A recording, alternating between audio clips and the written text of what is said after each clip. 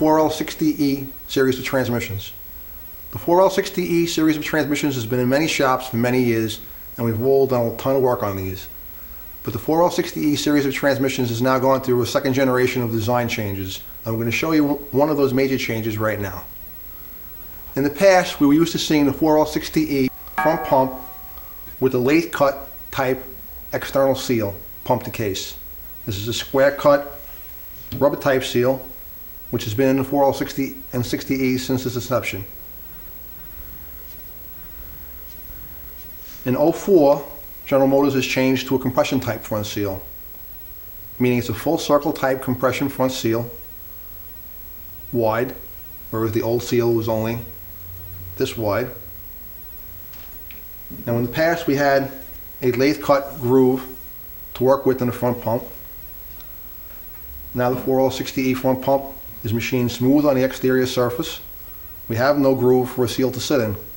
Hence this is not retrofittable back to the early design. The casing has also changed to accommodate this. Notice the bevel groove in the front of the casing.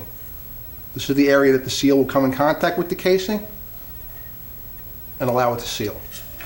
We're going to install the front pump in the casing now, as we normally would.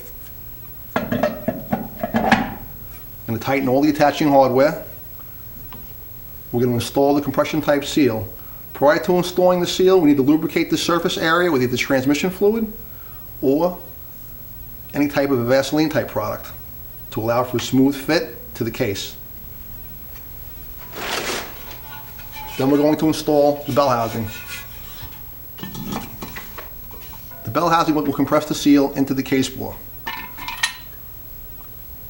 These bolts are 50 plus P torques. They need to be torqued to the factory spec. We recommend installing a drop of Loctite on all the threads, torquing the bolts down evenly.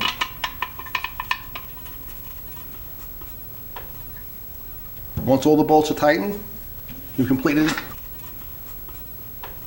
the upgrade work on an 04 4L60E.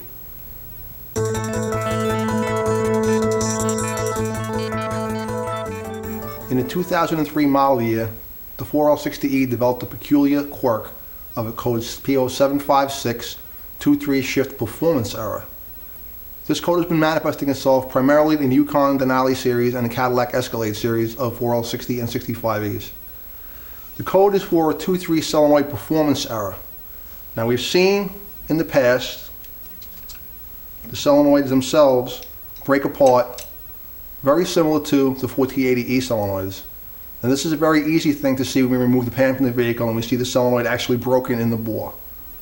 However, upon replacement of the solenoid, the code reoccurs. The code is reoccurring due to the fact that we have debris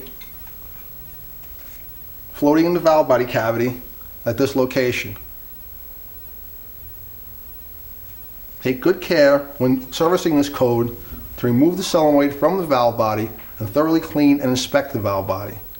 We've also had a high incidence of the third clutch AFL feed oil circuit in the separator plate collecting shop lint. Shop lint meaning when we're working on the valve body and we're wiping the separator plate off with a shop rag, we're getting lint stuck in the bore. As you can see, the orifice hole is only 8 thousandths in diameter, and any piece of lint getting stuck in here will cut off the feed to the circuit and create this false sense of a code.